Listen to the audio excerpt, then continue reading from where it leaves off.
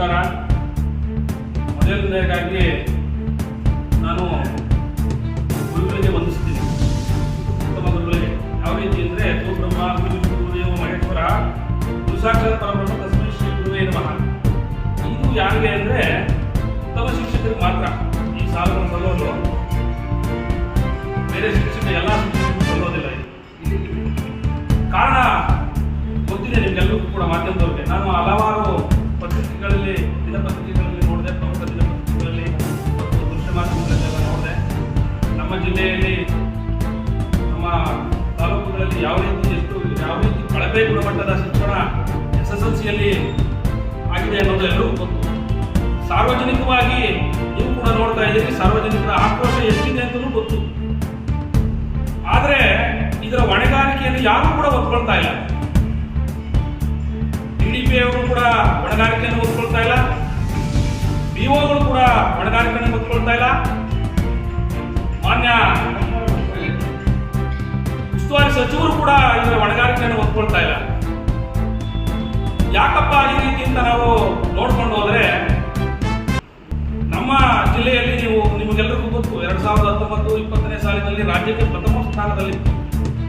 2019-20 ಅಂತ ಅಂದ್ರೆ ಈಗ 2025 ಕೇವಲ ಬರೀ 5 ವರ್ಷಗಳು ಮಾತ್ರ ತುಂಬಿದೆ ಅಷ್ಟೇ. ಕೇವಲ 5 ವರ್ಷಗಳಿಗೆ ನಮ್ಮ ಜಿಲ್ಲೆಯ ಜಿಲ್ಲಾಡಳಿತ ಮತ್ತು ಶಿಕ್ಷಣ ಇಲಾಖೆ ಪ್ರಥಮ ಸ್ಥಾನದಲ್ಲಿದ್ದಂತಹ ಜಿಲ್ಲೆಯನ್ನ ತೆಗೆದುಕೊಂಡು ಹೋಗಿ ಇವತ್ತು 22ನೇ ಸ್ಥಾನಕ್ಕೆ ನಿಲ್ಲಿಸಿದ್ದಾರೆ. ಇವರಿಗೆ ನಾಚಿಕೆ ಆಗಬೇಕು. ಇವರ ಹೊಣೆಗಾರಿಕೆತನ ಎಷ್ಟಿದೆ ಅಂತಂದ್ರೆ ನಿಜವಾಗ್ಲೂ ಇವರಿಗೆ ನಾಚಿಕೆ ಆಗಬೇಕು.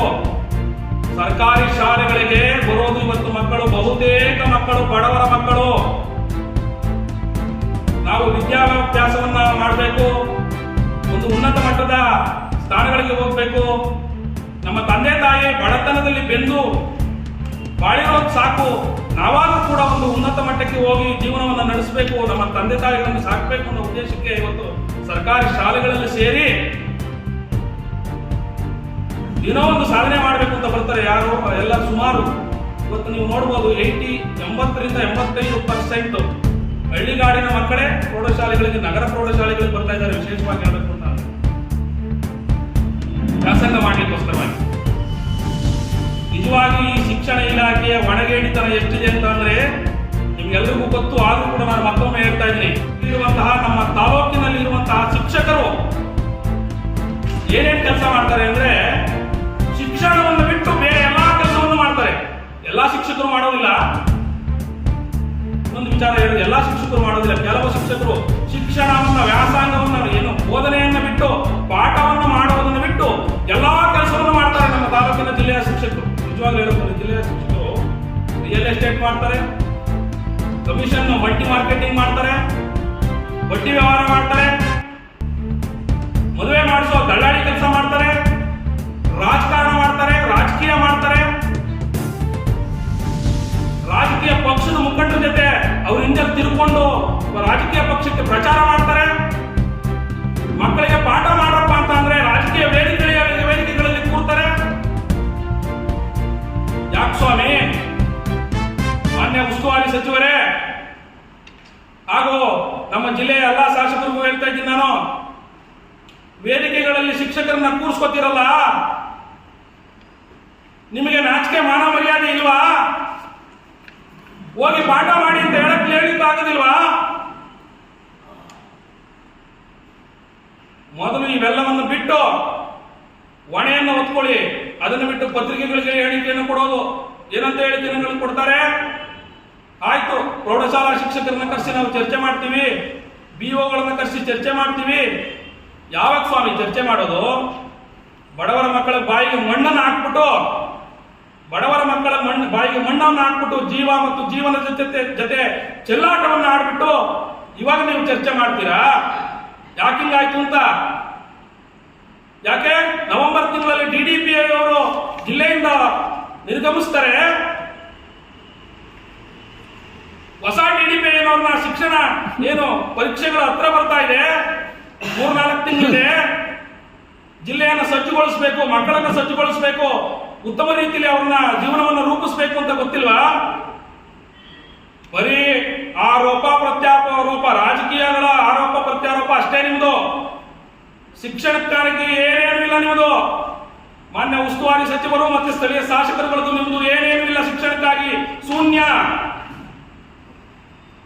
ಏನು ಪ್ರದರ್ಶಿಸ್ತಾ ಇದ್ದಾರೆ ಜನಪ್ರತಿನಿಧಿಗಳು ಮತ್ತು ಶಿಕ್ಷಣ ಇಲಾಖೆ, ಇವರ ವಿರುದ್ಧ ಯಾರಾದರೂ ಧ್ವನಿ ಮಾಡಲೇಬೇಕಲ್ವಾ? ಕೇವಲ ಪತ್ರಿಕೆಗಳಿಗೆ ನೋಡ್ತಾ ಇದ್ದೀನಿ ನಾನು, ಪತ್ರಿಕೆಗಳಿಗೆ ಹೇಳಿಕೆ ಕೊಡೋದು ಅಷ್ಟೇ ಇವತ್ತು ಸೀಮಿತ. ಹಾಗಾಗಿ ಈ ಮುಖಾಂತರವಾಗಿ ನಾನು ಆಗ್ರಹ ಪಡಿಸ್ತಾ ಇದ್ದೀನಿ, ಯಾರು ಈ ಕಳಪೆ ಗುಣಮಟ್ಟದ ಶಿಕ್ಷಣವನ್ನು ನೀಡಿ ಬಡ ಮಕ್ಕಳ ಜೀವನ ಮತ್ತು ಜೀವನದ ಜೊತೆ ಚೆಲ್ಲಾಟ ಆಡಿದ್ದಾರೆ ಅವರ ಮೇಲೆ ಶಿಸ್ತು ಕ್ರಮ ಆಗಬೇಕು. ಮುಂದೆ ಈ ರೀತಿ ಆಗದ ರೀತಿಯಲ್ಲಿ ನೋಡ್ಕೊಳ್ಬೇಕು ಅಂತ ಹೇಳಿ ಮಾನ್ಯ ಉಸ್ತುವಾರಿ ಸಚಿವರಲ್ಲಿ ನಾನು ಮನವಿಯನ್ನು ಮಾಡ್ತಾ ಇದ್ದೀನಿ ನಮ್ಮ KRS ಪಕ್ಷದ ವತಿಯಿಂದ. ಹಾಗೂ ನಮ್ಮದು ಇನ್ನೊಂದು ಯೋಚನೆ ಇದೆ KRS ಪಕ್ಷದ ವತಿಯಿಂದ. ಈಗೇನು ಶಾಲೆಗಳು ರಜೆ ನಿಮಿತ್ತ ಮುಚ್ಚಿದ್ದಾರೆ, ಯಾರು ಯಾವ ಯಾವ ತಾಲೂಕುಗಳಲ್ಲಿ ತೀವ್ರ ಕಳಪೆ ಗುಣಮಟ್ಟದ ಏನು ಫಲಿತಾಂಶವನ್ನು ತೆಗೆದಿದ್ದಾರೆ ಆ ಶಾಲಾ ಮುಖ್ಯ ಶಿಕ್ಷಕರಿಗೆ ಶಾಲೆಗಳು ಪ್ರಾರಂಭವಾದ ತಕ್ಷಣ KRS ಪಕ್ಷದ ವತಿಯಿಂದ ಅವರಿಗೆ ಒಂದು ಸನ್ಮಾನ ಕಾರ್ಯಕ್ರಮವನ್ನು ಕೂಡ ಮಾಡ್ತೇವೆ. ಯಾಕೆಂದ್ರೆ ಅವ್ರ ಮಕ್ಕಳೇನು ಸರ್ಕಾರಿ ಶಾಲೆಯಲ್ಲಿ ಓದಲ್ವಲ್ಲ, ಶಿಕ್ಷಕರ ಮಕ್ಕಳು ಲಕ್ಷ ಸಂಬಳ ತಗೋತಾರೆ, ಲಕ್ಷ ಸಂಬಳ ತಗೋತಾರೆ. ಸರ್ಕಾರಿ ಶಿಕ್ಷಕರ ಮಕ್ಕಳು ಯಾರು ಕೂಡ ಸರ್ಕಾರಿ ಶಾಲೆಯಲ್ಲಿ ಓದಲ್ಲ, ಅವರೆಲ್ಲ ಹೈಟೆಕ್ ಸ್ಕೂಲಲ್ಲಿ ಓದೋದು. ಯಾವುದೋ ಬೋರ್ಡಿಂಗ್ ಲಾಡ್ಜ್, ಯಾವುದೋ ರೆಸಿಡೆನ್ಸಿಯಲ್ ಸ್ಕೂಲ್ಗಳು ವಸತಿಗಳೆಲ್ಲ ಇರ್ತದೆ, ಅಲ್ಲಿ ದೂರ ಮೂಡುಬಿದ್ರೆ ಅಂತೆ ಮಂಗಳೂರು ಅಂತೆ ಎಲ್ಲೆಲ್ಲೋ ರೆಸಿಡೆನ್ಸಿಯಲ್ ಸ್ಕೂಲ್ಗಳಲ್ಲಿ ಓದಿಸೋದು ಮಕ್ಕಳನ್ನ. ಯಾಕೆ ಸ್ವಾಮಿ ಅವ್ರ ಮಕ್ಕಳು ಮಾತ್ರ, ನಿಮ್ಮ ಮಕ್ಕಳು ಮಾತ್ರ ವಿದ್ಯಾವಂತರು ಬುದ್ಧಿವಂತರಾಗಬೇಕು, ಬಡವ ಮಕ್ಕಳು ಆಗೋದು ಬೇಡವಾ? ನಾನು ಇನ್ನೊಂದು ವಿಶೇಷವಾದ ಮನವಿಯನ್ನು ಮಾಡ್ತೇನೆ ಮಾನ್ಯ ಉಸ್ತುವಾರಿ ಶಿಕ್ಷಣ ಸಚಿವರಲ್ಲಿ, ಉನ್ನತ ಶಿಕ್ಷಣ ಸಚಿವರಲ್ಲಿ, ದಯವಿಟ್ಟು ನಿಮ್ಮ ಕೈಲಿ ಸಾಧ್ಯವಾದರೆ ಈ ಅವಧಿಯಲ್ಲಿ ನೀವು ಸಂಪುಟ ಸಭೆಯಲ್ಲಿ ಚರ್ಚಿಸಿ, ಮುಖ್ಯಮಂತ್ರಿಗಳ ಜೊತೆ ಚರ್ಚಿಸಿ, ಸರ್ಕಾರಿ ನೌಕರರು ಯಾರಿದ್ದಾರೆ ಅವರ ಮಕ್ಕಳು ಕಡ್ಡಾಯವಾಗಿ ಸರ್ಕಾರಿ ಶಾಲೆಯಲ್ಲೇ ಓದಬೇಕು ಅಂತ ಅನ್ನೋ ಒಂದು ನಿಯಮವನ್ನ ಜಾರಿಗೆ ತನ್ನಿ. ಮೊದಲು ಈ ಕೆಲಸವನ್ನು ಮಾಡಿದ್ರೆ, ಯಾಕೆಂದ್ರೆ ಅವರ ಮಕ್ಕಳು ಕೂಡ ಅವ್ರ ಶಾಲೆಯಲ್ಲಿ ಇರ್ತಾರಲ್ಲ, ಅವಾಗ ಬಹಳ ನಿಯತ್ತಿನಿಂದ ಪ್ರಾಮಾಣಿಕತೆಯಿಂದ ಪಾಠವನ್ನು ಮಾಡಿ ಮಕ್ಕಳನ್ನು ಉದ್ಧಾರ ಮಾಡ್ತಾರೆ. ಪರೀಕ್ಷೆಗಳ ಹತ್ರ ಇದೆ, ಯಾಕೆ ನೀವು ಅವ್ರನ್ನ ಕರೆದು ವಿಶೇಷವಾಗಿ ಸಭೆ ಮಾಡಲಿಲ್ಲ? ಪ್ರೌಢಶಾಲಾ ಮುಖ್ಯ ಶಿಕ್ಷಕರನ್ನ, ನನ್ನ ಜಿಲ್ಲೆ, ನಾನು ಉಸ್ತುವಾರಿ ಸಚಿವನಿದ್ದೇನೆ. ಏನಾದರೂ ಈ ರೀತಿಯಾದ ಕಳಪೆ ಗುಣಮಟ್ಟದ ರಿಸಲ್ಟ್ ಬಂದಿದ್ದೆ ಆದ್ರೆ ನಾನು ನಿಮ್ಮ ಮೇಲೆ ಕಾನೂನು ಕ್ರಮವನ್ನು ಜರುಗಿಸ್ತೀನಿ ಅಂತ ಹೇಳಲಿಕ್ಕೆ ಆಗಿಲ್ವ ಉಸ್ತುವಾರಿ ಸಚಿವರೇ? ಅದನ್ನು ಬಿಟ್ಟು ನಿಮ್ಮ ರಾಜಕೀಯ ತೆವಲುಗಳಿಗೆ ರಾಜಕೀಯ ಪ್ರತ್ಯಾರೋಪಗಳನ್ನು ಮಾಡಿಕೊಂಡು ಸುಮ್ಮನೆ ಬಡವರ ಮಕ್ಕಳ ಜೀವನ ಮತ್ತು ಜೀವನದ ಜೊತೆ ಚೆಲ್ಲಾಟ ಆಡೋದು.